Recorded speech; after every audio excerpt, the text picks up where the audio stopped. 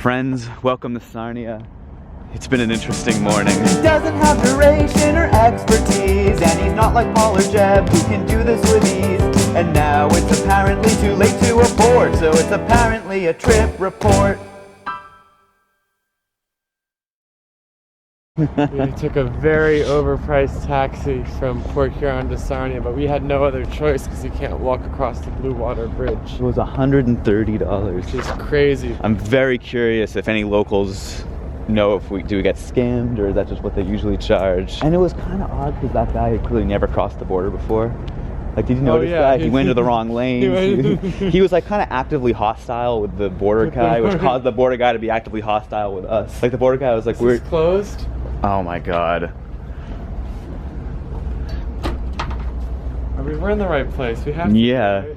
I think we just came a little too early. But yeah, like the border guy was like, "Where do you live?" And the guy's like, "Where do I live?" Where do I live? Michigan.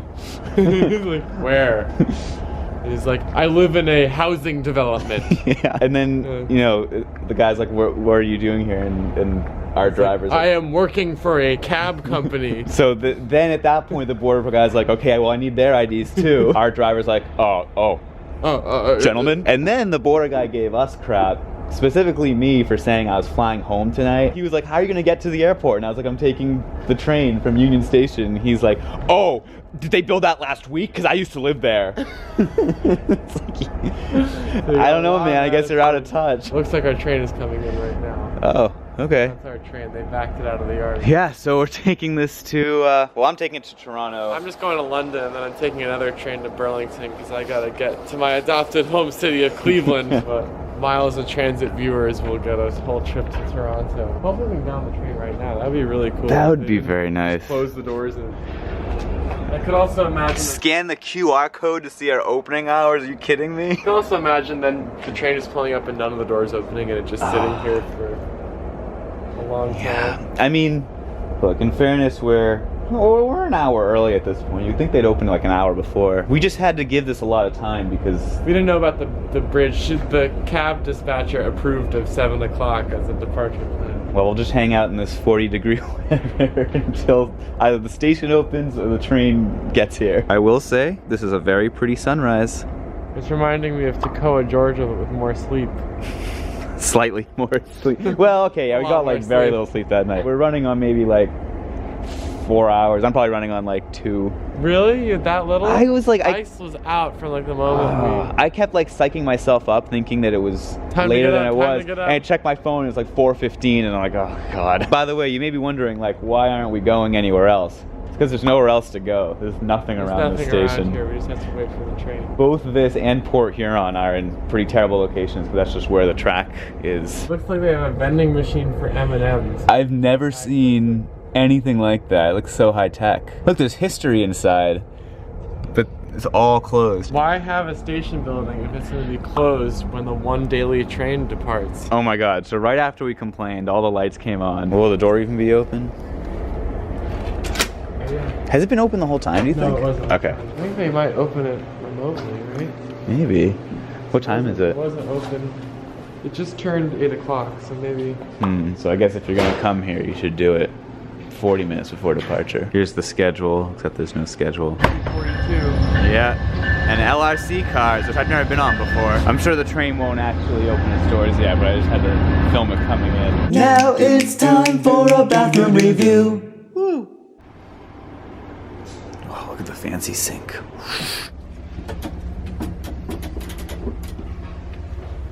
Look, we're an airline. It's just like flying, look. Remind Via Rail Canada passengers that trains may pass at high speed in Oh, it's just a regular announcement.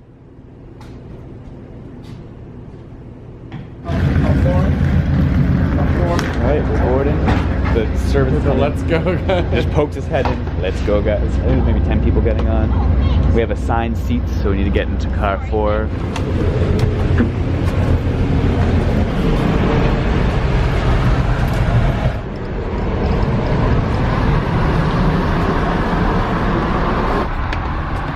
What? Oh, I thought that was to hold... Oh, yeah, it is to hold the tray table up. Oh.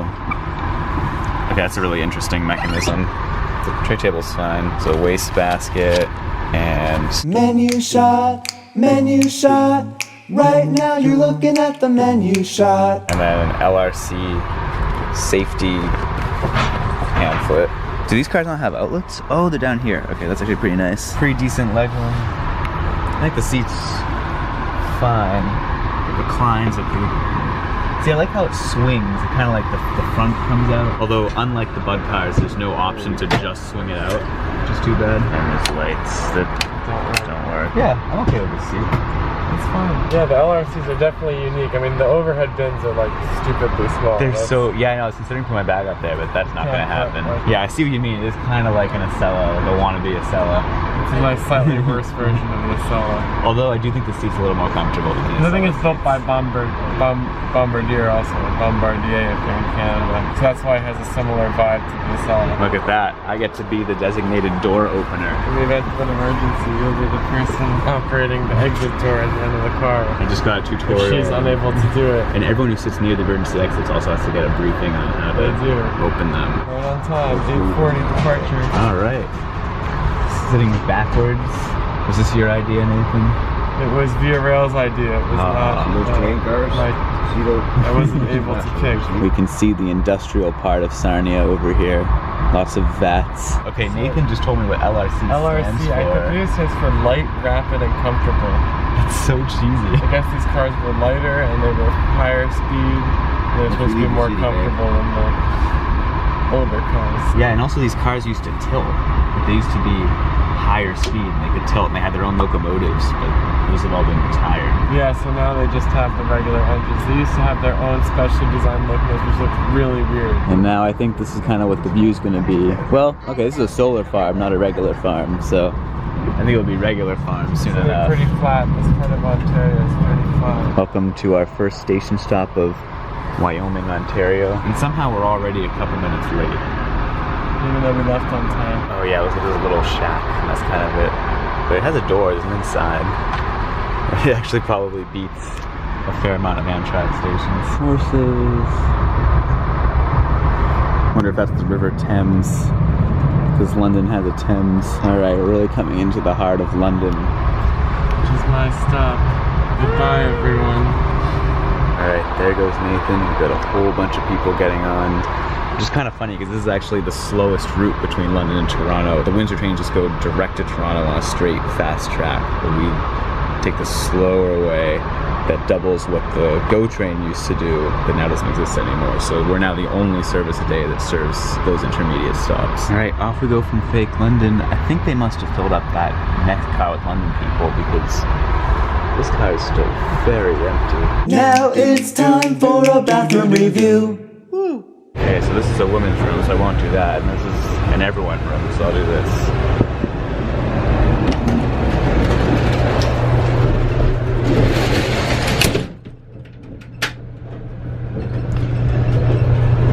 Yeah. Nice. So I think this is what our speed is gonna look like, basically until Kitchener. We're leaving St. Mary's. We're about to get that really cool bridge because suddenly you just get this crazy valley. Okay, I will say it's a little less impressive than I expected. I think it's better on that side because you can see the town, but it's still cool, still high up. And then we kind of just level back up with the ground and it's flat again. We have Stratford Middle Building on that side. I think it was being renovated. It's a really cool building. There's also a lot of people getting on here. We've got some cool housing stuff over here too. Alright, it's a little under an hour to Kitchener, which is where we join up with the GO line, which is Toronto's commuter rail system. So a little while ago I got this turkey sandwich from the cart that came by. It was $11.50 Canadian dollars. And I think it's actually what I got last time, but it looked like the best thing.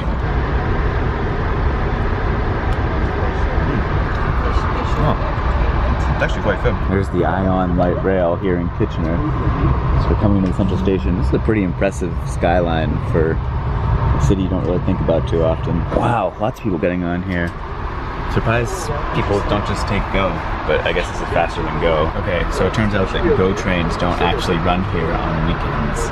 You'd have to take a bus or this train. So that line makes a lot more sense now. Nice. And here's Guelph. All the stations are very Goified now, very modern and glassy. Georgetown, another nice depot. More people getting on. Here we are in Brampton, which last time I came through here I described it as like a nice little town or something.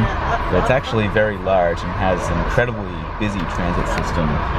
But I feel like I should be forgiven for thinking it was like a small town from this view. I mean, look, it looks like a little town from here. I had no idea it had a much larger population than I realized.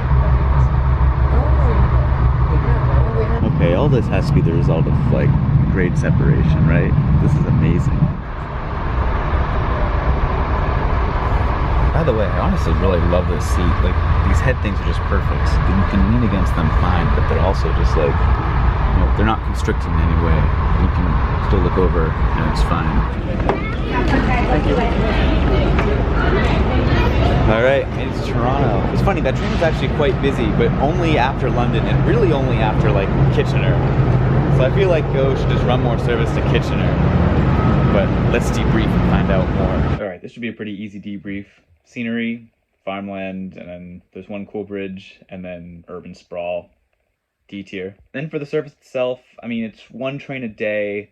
I don't know, it's hard to hate it too much when like the part that's busiest is the part that's shared with Go and other Via lines. Like basically London is when you start getting like sizable amounts of people. Obviously a through train to Chicago would be amazing. Yeah, I don't know. I mean, there should be more service between London and Toronto on that sort of slower route because those cities actually got a lot of people in the middle. And then Go needs to provide more service to Kitchener, which I think is something that they're working on.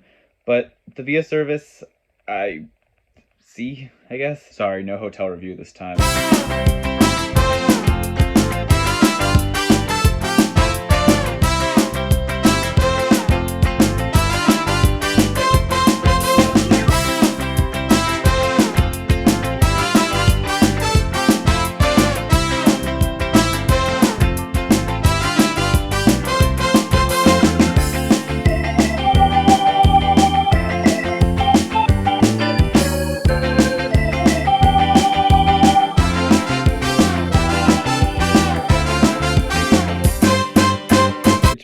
To have to say this, but Canada is a sovereign nation and should always be a sovereign nation that's distinct and different from the US.